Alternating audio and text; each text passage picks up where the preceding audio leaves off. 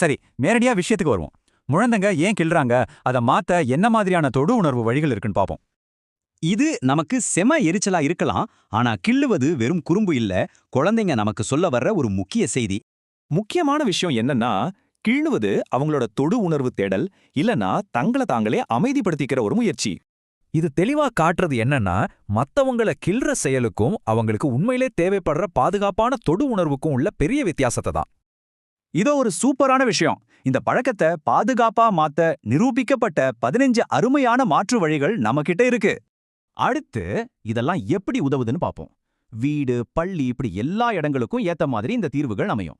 வீட்டிலேயே செய்யக்கூடிய முதல் 5 வழிகள், ஸ்குவீஸ் பந்துகள், பிளே புட்டீன், இதெல்லாம் உங்களோட நுண்ணியக்க திறன்களை பாதுகாப்பா வளர்க்கும். அடுத்த 5 வழிகளை பாருங்க. பபிள் ராப், பலூன் உடைக்கிறதெல்லாம் ரொம்ப இயல்பாவே அவங்களுக்கு ஒரு பாதுகாப்பான தீர்வா அமையும். இந்த கடைசி 5 வழிகள், குறிப்பா சென்சரி ஃபின்கள், தண்ணீர் விளையாட்டுகள் எல்லாம் பள்ளிக்கூட சூழலுக்கு ரொம்பவே பக்காவா பொருந்தும்.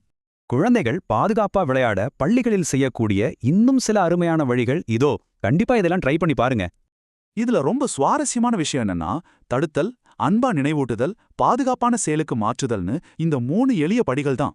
கிள்ளுவதை குறைக்க முக்கியமான ரகசியம் என்னன்னா, காட்சி நினைவூட்டல்களோட மென்மையான தொடுதலுக்கான பாராட்டுகளையும் சேர்த்து வழங்குறது தான். யோசிச்சு பாருங்க, ஒவ்வொரு முறை குழந்தை கிள்ளும் போதும் அது ஒரு கேள்வி. ஆனா உங்க பதில் என்ன?